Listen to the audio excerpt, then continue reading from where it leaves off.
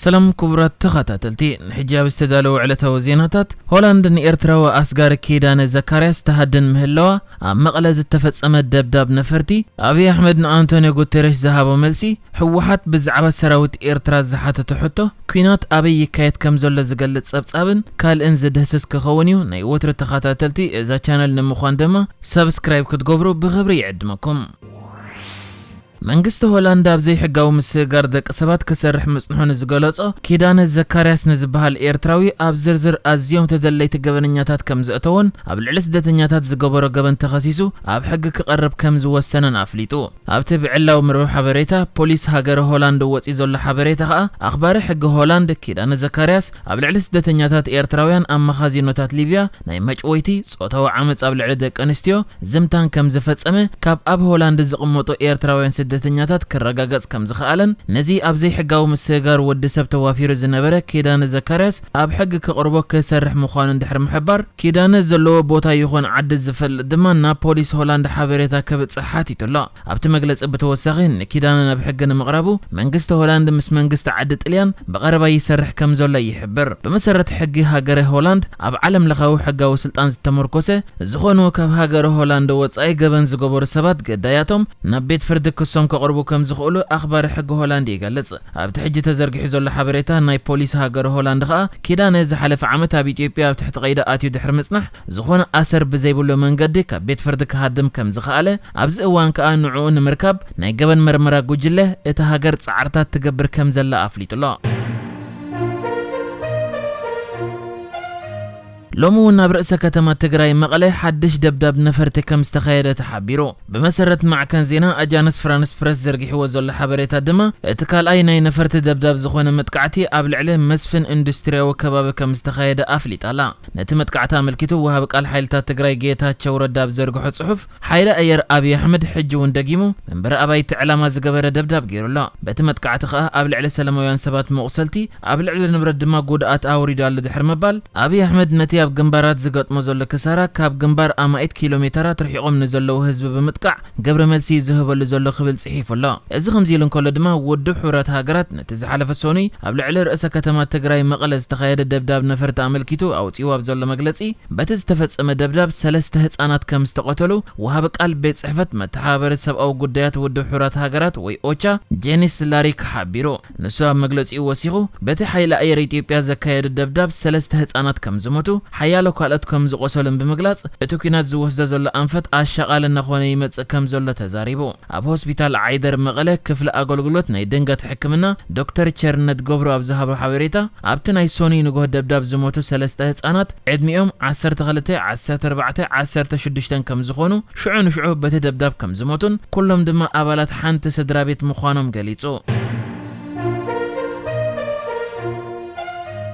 ኣብ ትግራይ ዓፋር ኣምሓራ ብሓፈሻ ድማ ኣብ ሰሜን ኢትዮጵያ ይካየድ ዘሎ ኩናት ገና ቀጻለ ከም ዘሎ ይሕብረሉ ኣብ ዘሎ እዋን ኣብ ከባቢ ከተማታት ኮምቦልቻ ከምኡ ድማ ደሴ ሓያል ዝኾነ ኩናት ይካየድ ከም ዘሎ ተገሊጹ ነዛ ኣመልኪቱ ሓደ ጋዜጠኛ ናይ ኤምፒአር ትበሃል ማዕከን ኣብ ዘመሓላለፎ ጸብጻብ ኣብቲ ሰራዊት ፌደራል ዘለዎ ወገን ኮይኑ ኣብ ኮምቦልቻ ዝነበረ ምንቅስቓስ ከም ሰነደ ኣብዚ እዋን ከዓ ኣብ ከባቢታት እታ ከተማ ተኹሲ ከም ስማዕ ሓይልታት ፌደራል ምስ መላፍንቶም ሓይልታት ኣምሓራ ከዓ ብብዝሒ ናብ ቅድመ ግንባር ገጾም ይውሕዙ ከም ዘለው ተዛሪቡ ንሷብ ዘረቦ ቀጺሉ ኣብ ኮምቦልቻ እቶም ፋኖ ተባሂሎም ዝፍለጡ ምልሻታት ብጀካ በዓል ካራ ጎዞምን ብረትን ዝሓዙ ሒዞም ኣብ ዓበይቲ መካይን ተጨቃጭቆም ናብ ቅድመ ግንባር ይኸዱ ከም ዘለው ይሓቢሩ ነቲ ኣብቲ ከባቢ ዝካየድ ዘሎ ኩናት ኣመልኪቱ ጌታቸው ረዳ ገይሩ ኣብ ዘሎ ቃለ ምሕተት ሓይልታት ትግራይ ኣብ ሰሜን ኮምቦልቻ መጥቃዕቲ ይገብሩ ኣለዉ ዝብል ዘረባታት ካብ ሓቂ ዝረሓቐ ከም ዝኾነ ግን ሓይልታት ትግራይ ኣብ ከባቢ ደሴ ኣብ ዘሎ ከባቢታት ነቲ ብሰራዊት ፌደራል ዝተጀመረ መጥቃዕቲ መልሲ መጥቃዕቲ ይህብሉ ከም ዘለው ድሕሪ ምዝራብ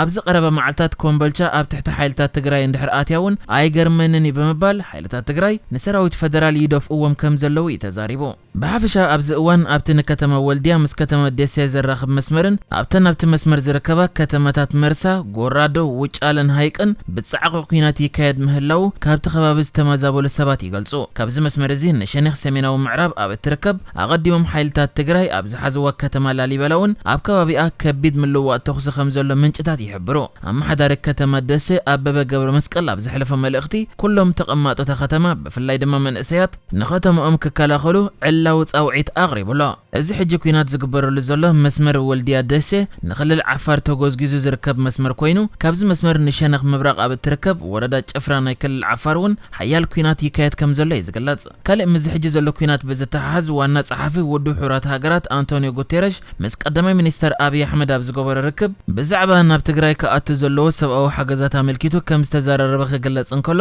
ቀዳማይ ሚኒስተር አብይ አሕመድ ግና መልሲ ኣብ ዝሃበሉ እዋን ውድብ ሕብራት ሃገራት ናብ ትግራይ ሰብኣዊ ሓገዛት ከኣቱ ዘኽእል መንገዲ ምኽፋቱ ከቃልል እንድሕር ኮይኑ ሕወሓት ካብ ዶባት ትግራይ ሰጊሩ ሒዝዎ ዘሎ ቦታታት ገዲፉ ምስ ዝምለስ ጥራይ ክብል አብይ አሕመድ ንአንቶኒዮ ጉቴረስ መልሲ ከም ዝሃበ ክልተ ሽሞም ክጥቀስ ዘይደለዩ ዲፕሎማሰኛታት ንማዕከን ዜና ብሉምበርግ ክሕብሩ እንከለዉ ንሶም ብተወሳኺ ሕወሓት ድማ ነቲ ብአብይ አሕመድ ዝቐረበ ሕቶ ናይ መንሰሓብ ከም ዝነጸጉን ሰራዊት ኤርትራ ካብ ትግራይ ክወጹ ከም ዝሓተቱን ነዛ ማዕከን ገሊጾም ኣለዉ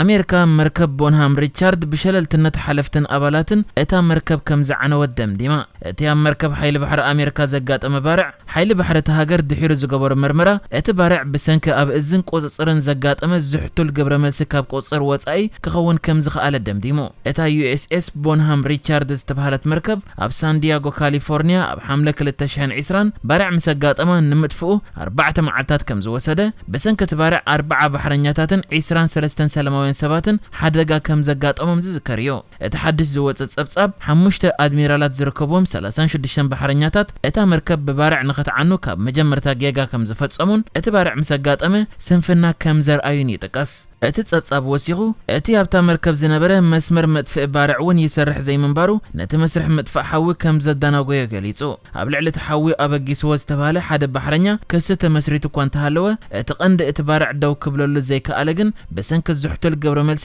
ኣዘዝቲ እታ መርከብ ከም ዝኾነ እቲ ሓድሽ ዝወፀ ጸብጻብ የመልክት ነቲ መርመራ ብመሪሕነት ዘካየደ ሳልሳይ ኮማንደር ምክትል ኣድሚራል ስኮት ዋላ እኳ እቲ ባርዕ ኮኔልካ ዝተጀመረ እንተኾነ እታ መርከብ ኣቐዲምካ ምክትታል ክግበረሉ ዝነበሮ ኩሉ መስመራት መጥፍእ ሓዊ ከሰርሕ ስለ ዘይከኣለ ነቲ ባርዕ ንምጥፋእ ግዜ ወሲዱ ኢሉ